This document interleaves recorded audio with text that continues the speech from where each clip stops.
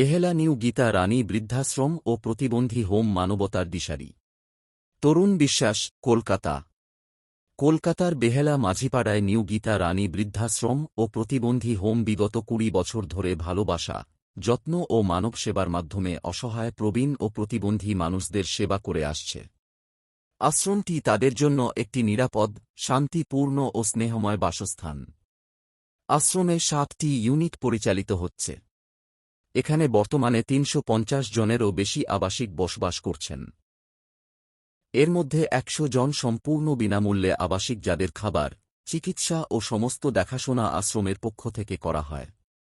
২৪ ঘণ্টা চিকিৎসা ও সেবার ব্যবস্থা রয়েছে। নার্স, আয়া, ওয়ার্ড বয়, ওয়ার্ড গার্লও তারা শিফটে কাজ করে দিনরাত সার্বক্ষণিক সেবা ও জরুরি সহায়তা প্রদান করেন। কর্মীসংখ্যা ও দৈনিক ব্যয়। আশ্রম পরিচালনার জন্য আমাদের রয়েছে ৬৫ জন নিবেদিত প্রাণ কর্মী, যারা আবাসিকদের সেবা, রান্না, পরিচর্যা ও অন্যান্য কাজে নিয়োজিত।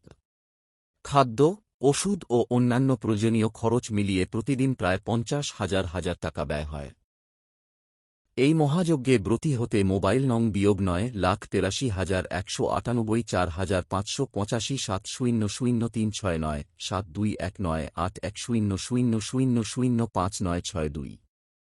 এইরকম আরও অনেক সামাজিক চিত্রধারণ দেখার জন্য ইউটিউব চ্যানেল প্রাঞ্জলা বার্তা TV subscribe, comment, share, like দিয়ে পাশে থাকবেন।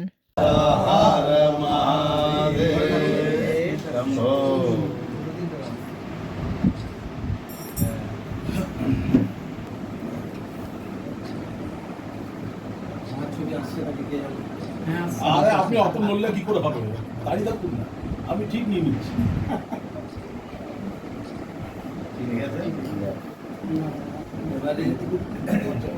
আমাদের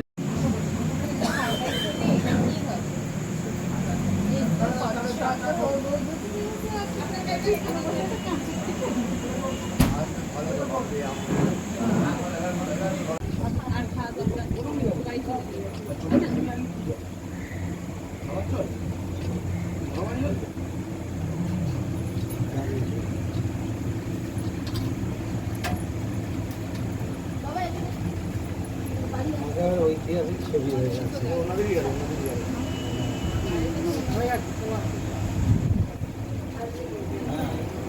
ঠিক আছে,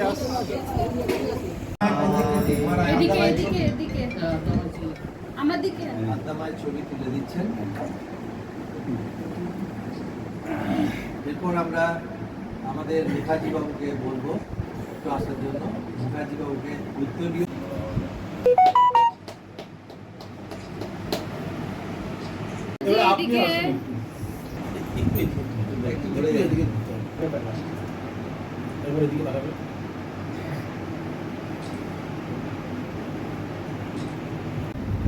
সুদীপের হাতে সব দিয়ে দেবো। বোমকে ধরবে নিয়ে যাবে আসুন সবাই। চলো চলো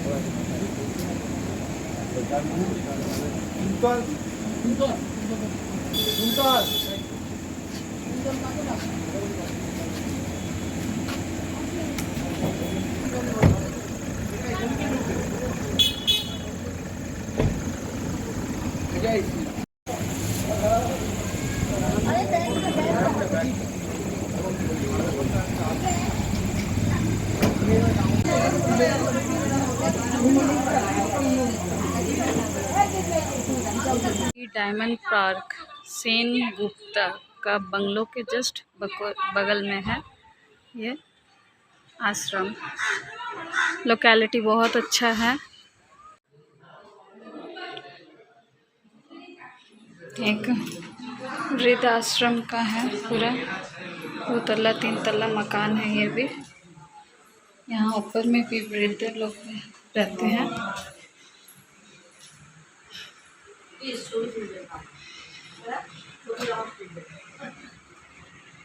मकान है वृद्धों का और आप देख सकते हो यहाँ पे एक नर्स भी है, 2 बॉयज़ है जो हेल्प करते हैं सभी को खाना वाना खिलाने में।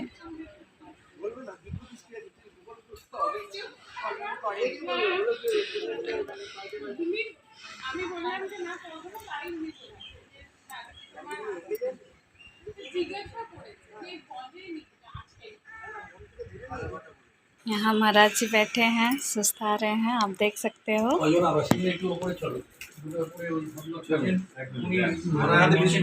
তুলে দিয়ে আসছি তো আবার কেন একজন সবার হাতে দিতে হবে? একবারে এইটা নিয়ে যান, এই একবারে নিয়ে যান। কোনো ধরনের কষ্ট করে যাও নরসা মহারাজ যাও যাও। ভোলা মহারাজ যাবে নাকি?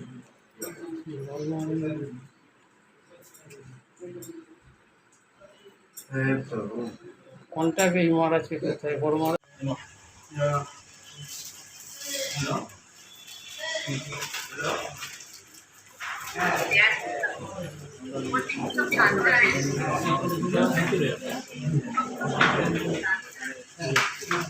চকলেট আছে? চকলেট ওই করে গেল, ওই যে বোতল তখন তারপরে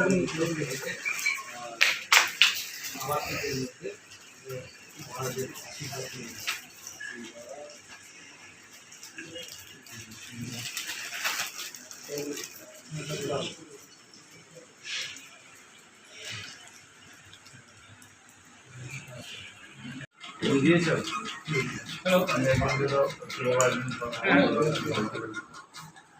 আর উপরে আছে কত দিয়ে আসো ওখানে যাও করে দিও। এই তো শোনা হয় না।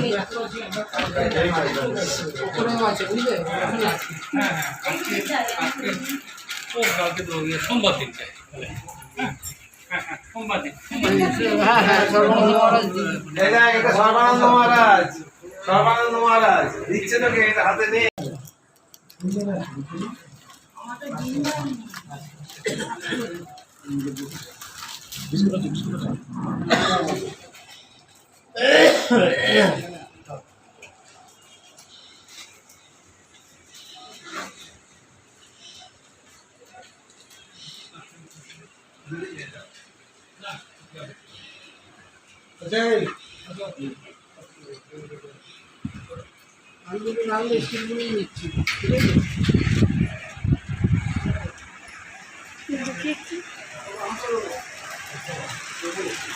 দাদু দাদু হাত পাশে পাঠালো, এরকম মহারাজ তোমাকে বিস্কিট কেক চকলেট দিল। মহারাজ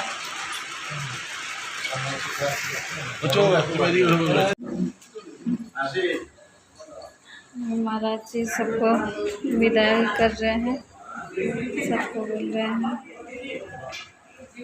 धीरे धीरे सबसे बात करके निकल रहे हैं। ये 2-3 तल्ला मकान है जहाँ पे वृद्ध आश्रम बना हुआ है, वृद्धों के लिए आश्रम बना हुआ है। यहाँ पे बहुत से ऐसे पेशेंट्स भी हैं। এইভাবে বিভিন্ন সামাজিক অনুষ্ঠান দেখার জন্য YouTube channel news Purbatara TV subscribe, comment, like, share দিয়ে পাশে থাকবেন। ওইটাতেই আমি প্রথমে এসেছি अच्छा अच्छा 1 বছর পর তারপরে। अच्छा अच्छा কিন্তু দোতলায় ছিলাম তো, আর এখানটায় প্রচন্ড রোদে আসে। হ্যাঁ হ্যাঁ, আমি পারি না। এটা তো পর্দা লাগানো আছে, পর্দা একটা লাগিয়ে দিই। পর্দা লাগিয়ে দিয়েছি, আবার ডবল ডবল চাদরও দিয়ে দিয়েছি। হ্যাঁ এটা হলে গরমটা কম আমি হবে। যেটা বললাম, এটা তো বলো, হ্যাঁ দেখি বল।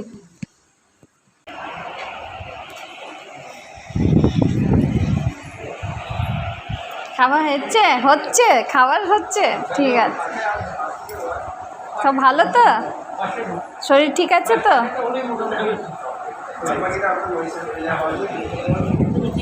হ্যাঁ একটা কেক না খারাপ ছিল, এটা দিয়ে দিন না একটা কেক। আপনাদের ছবি নেওয়ার জন্যে আপনারা কেমন থাকছেন, শুয়ে শুয়ে কিরকম অথচ বসতে মানে কেমন আছেন এগুলো কি দেখতে, বলবো আর। বুঝতে পারছেন? এখানে ঠিক আছেন তো? ভালো ভালো আছেন তো এখানে?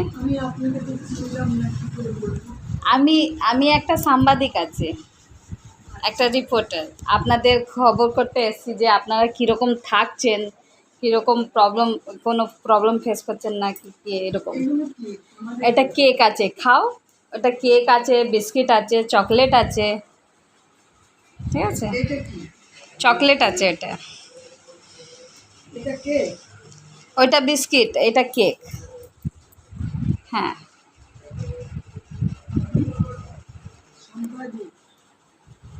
আমি একটা সাংবাদিক, অর্চনা। এবার উনি বলে দিলেন পরে মন্ত্রটা। একবার এদিকে তাকাবে একটু। যেদিকে তাকাচ্ছে ওদিকে তাকাচ্ছে।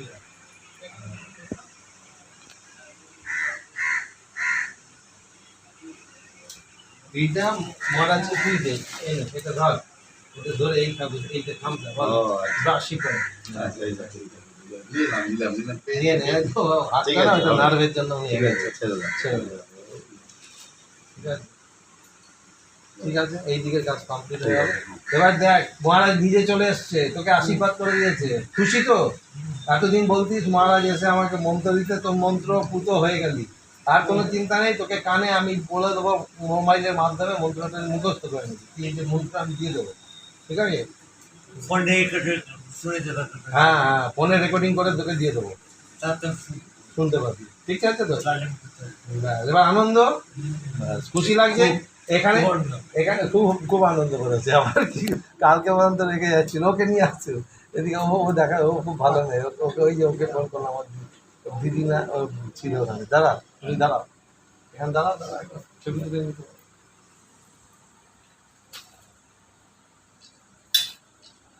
তুমি এখানকার নার্স, আপনি আসুন একটু, আসুন, দাঁড়ান দাঁড়ান দাঁড়ান একটু, তুলে নিয়ে একটা ছবি।